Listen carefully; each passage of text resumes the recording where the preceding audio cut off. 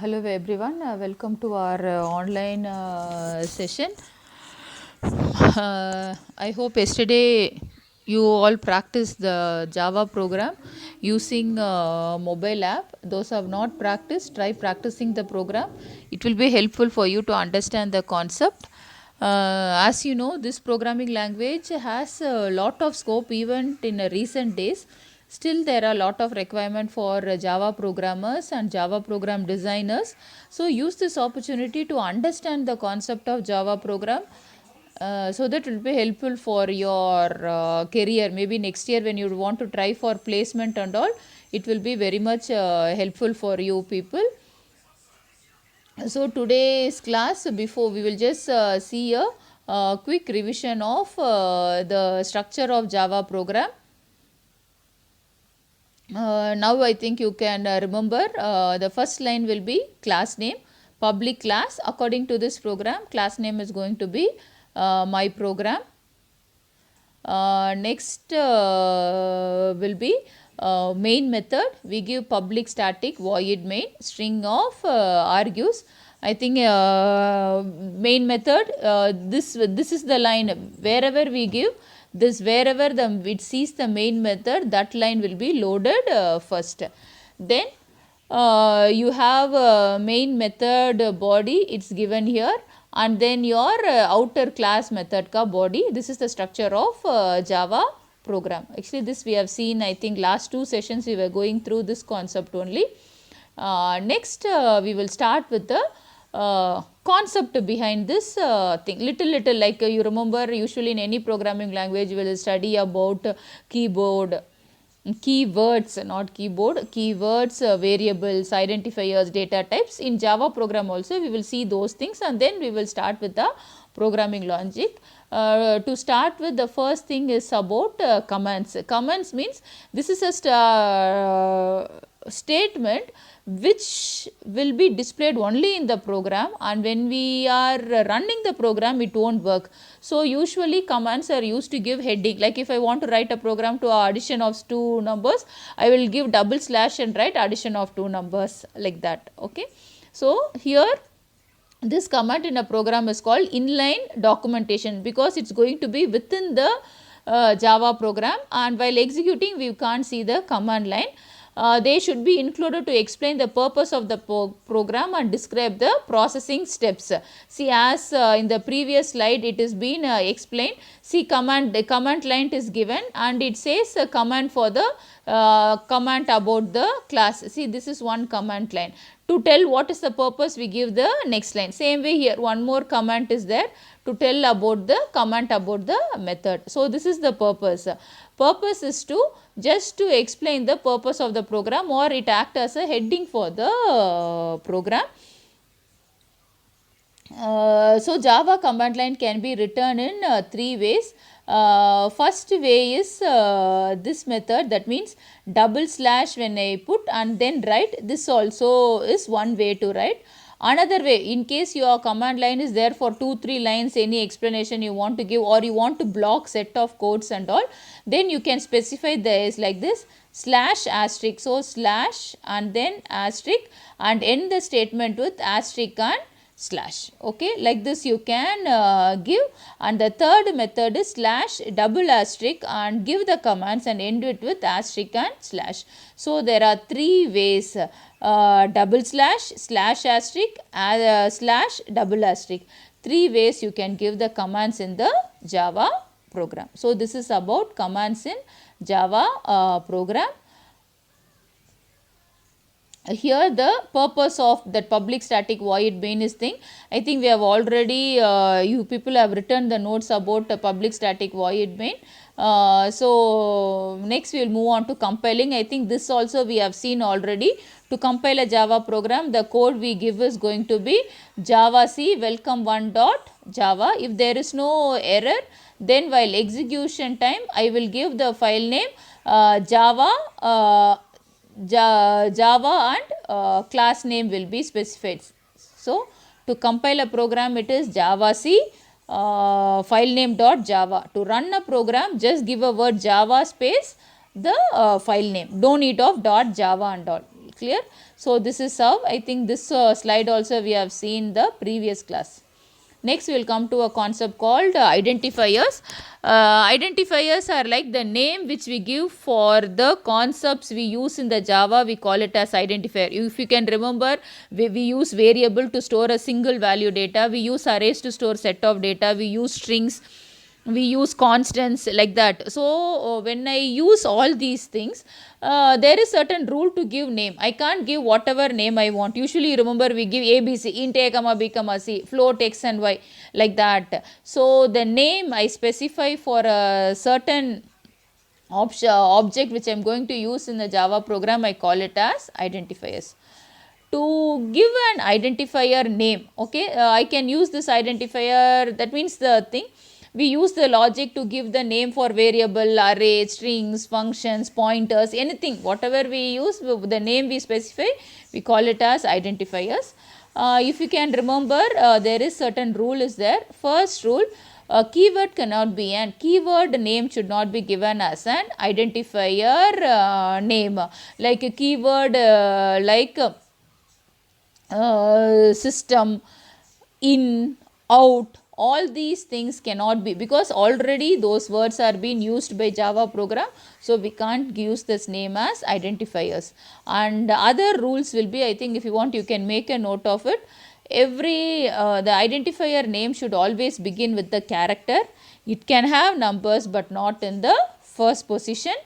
Once again I repeat, it should always start with a character. It can have numbers but not in the first position. No special symbols are allowed except underscore. So no space. I can't give test space page, like that. If I want to give a word, a file name called test page, give together test page. Don't give a space. Okay, these are the certain rules for defining the identifiers. I think I have given a set of activity here. You people solve this and tell me whether it is a valid identifier or invalid. In case if it is an invalid identifier, write the reason for it and send it to my WhatsApp. Maybe through personal message, send it to my WhatsApp, so that I will know how many of you were able to understand. So once again I repeat, the rules for identifiers are: it can have characters, the first letter should be a character. It can have numbers but not in the first position. No other symbols are used except underscore. Okay, these are the rules. Based on this, you tell me whether these are valid or invalid identifiers. Next, we call it as reserved identifier. Nothing but reserved identifier is nothing but our keywords.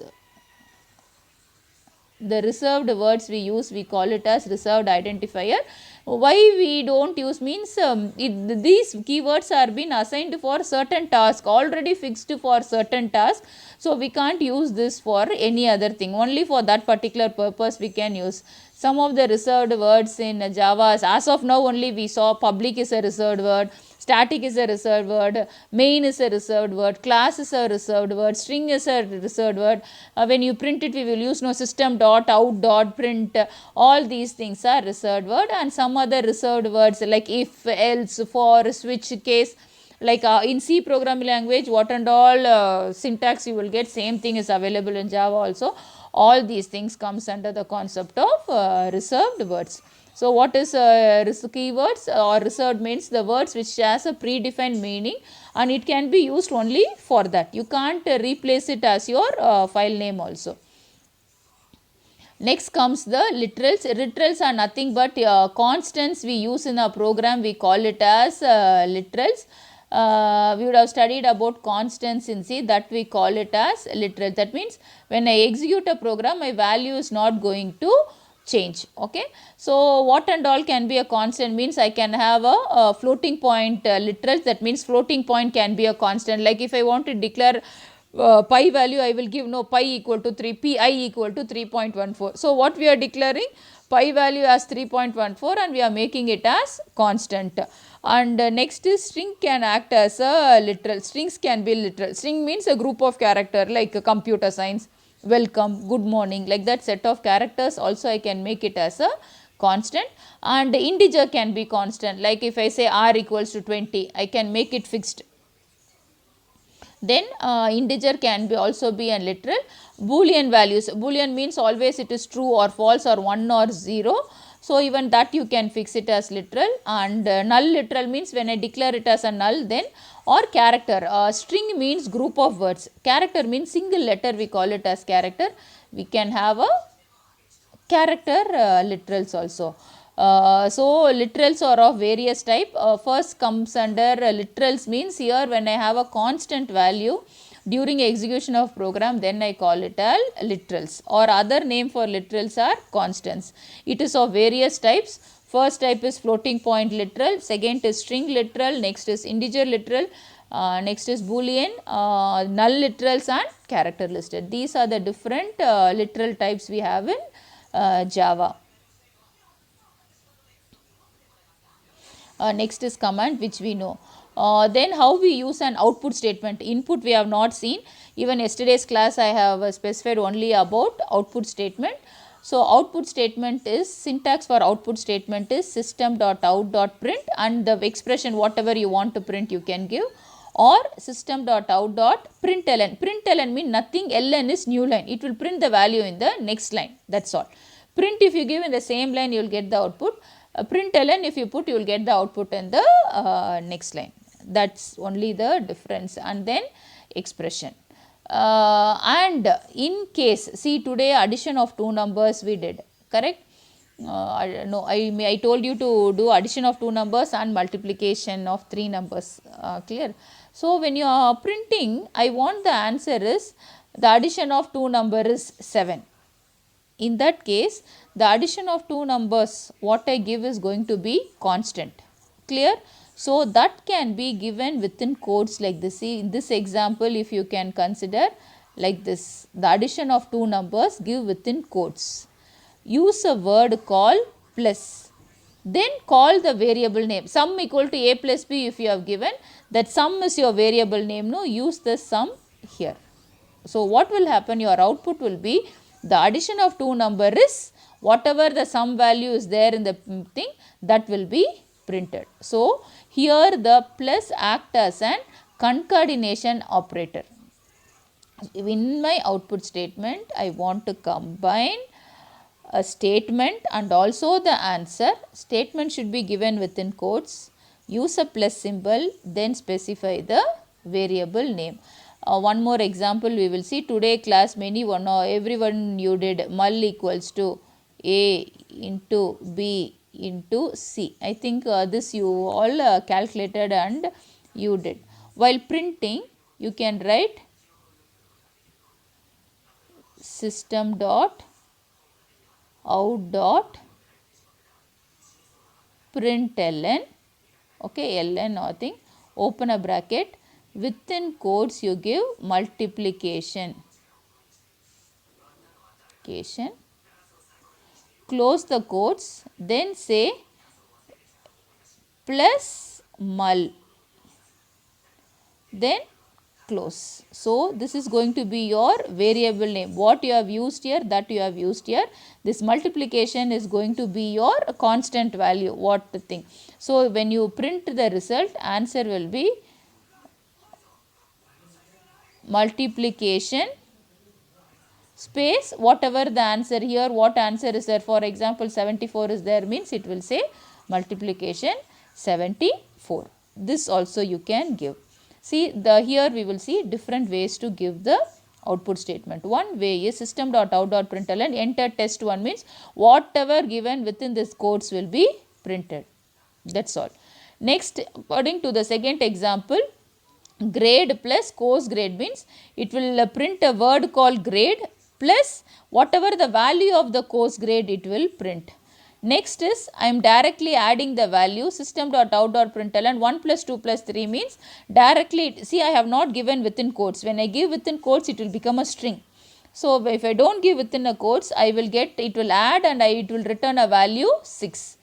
when I give within, 1 alone within a single quotes plus 2 plus 3, since I have given 1 within quotes, it will take that entire word as a constant and then it will return 1, 2, 3. It won't add the value and return the things. Okay, this is how we will write our output statement. So output statement in Java is written with the syntax system.out.print. Okay, where understand S is capital letter, all other thing is small letter, no space, and dot is compulsory. Near system also one dot, and then after T also out, the T also one dot is compulsory. Next class is about data types. I think all of us remember data types are used to represent the value we use in our coding. When I say int a comma b, it means that, see, when I declare int a comma b means it declares that a and b is going to be, it can store only the whole numbers. After giving int a equal to, when I give 7.5, system won't accept 7.5. Why? Because int is a is going to be an integer data type. So only 7 is allowed. This statement will be wrong. Clear? So same thing like C program, only here also we use the same data types. We have a data type called integer to store an integer value. Integer can be represented in various ways. In zeros and one, when I represent, I call it as byte. Short int, we have short. In a lesser thing, int and long. For a more number of values, then I can prefer for long. And if I have a very less values to store, then I can go for short. So integer data type is of varieties of type byte, short, int and long. Then real numbers, but integer means it can accept only the whole numbers. Then real numbers of two types, float and double. Float means float and double is used for storing a decimal numbers.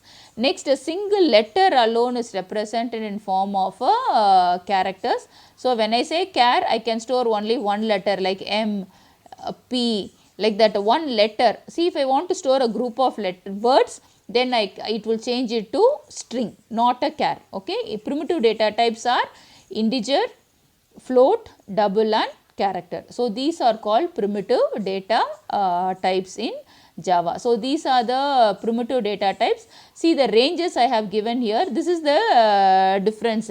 See, when it comes to short, it can accept only 32,768, only within the range, plus or minus 32,768 only it can accept. But when it comes to integer, see the capacity. When it comes to long, some more capacity it is there. Same way float is there, character, and double means single letter alone it will accept. So these are called primitive data types. Next is operator. I think with this we stop. Operators and all we will discuss in our next class. So whatever we have seen from the beginning, if you can see, we started with the structure of Java program. Then we discussed what is called commands. Then we gone through how you compile a program, how you execute a Java program. Then we discussed what is called identifiers. And I have given you one exercise to do in this valid identifiers. Then we discussed what is called reserved identifier, that is keywords. Then we discussed about constant, that we call it as literals. Then we this was already done. We discussed about how to use an output statement in Java. Then we discussed about various type of primitive data types.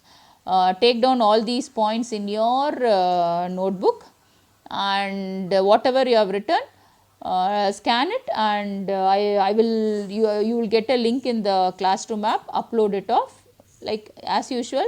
Write your name in the top and you upload it off for attendance purpose. Okay, with this I stop. We will meet in our we'll discuss about the concept of operators in our next session.